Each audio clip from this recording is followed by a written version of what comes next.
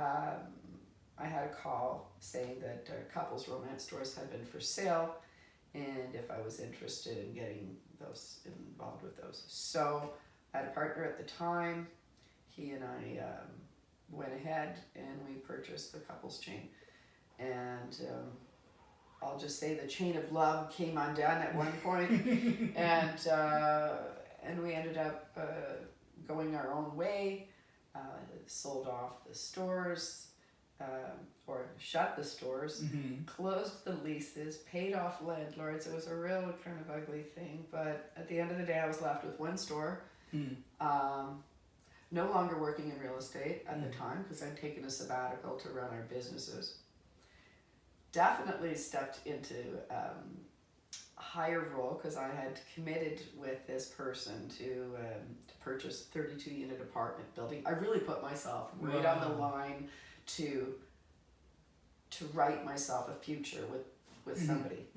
And let's just say the couple is no longer the couple, and I was really in a bad spot. To be personally, to be honest, I was like, I had one store, I wasn't working in real estate, I pretty much lost most of my money during this transaction. We sold our building, but by this time, I mean, he wanted to buy a big house and all of these things. So I was living in a lifestyle that I personally wasn't accustomed to. I've lived small most of my life, and that's left me feeling comfortable.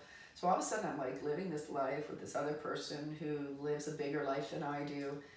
And it just was like, no, this is not working. So I took my little rental house that I started out as my first investment, and I moved back there, and I started things all over again, and I reduced my life, and I worked building Wicked Wandas. So I rebranded the store, and off I went. So I lived really meagerly running a retail store after doing commercial real estate, doing real estate. Like I'm used to a 6-figure income. And all of a sudden I'm like, oh my God, what am I doing? So I've always lived small though. No matter how much money I made, I put things away, but at that point then everything I put away was like now kind of over here. So I was like, all right, so I have the store. I had to put new stock into it, so I put the money I did have.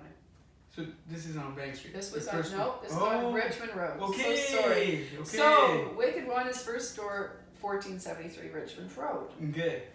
August the 6th, 2006, I believe, is when I registered Wicked Wanda's.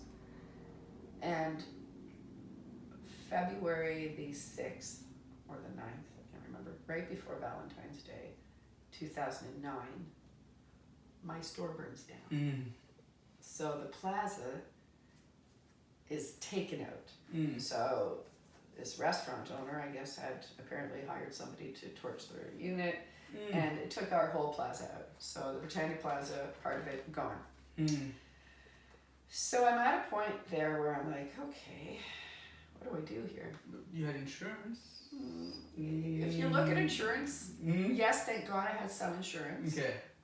So I didn't get nothing, but it certainly wasn't what I was understanding insurance was supposed to cover. So I was really in underneath. So I could have like walked out of things at this point. I really could have, you know, because I've had times in my life where I'm like, what am I doing? What am I doing? Where am I going? And it was another time in my life that I kind of went to the universe and said, okay, what do I do here?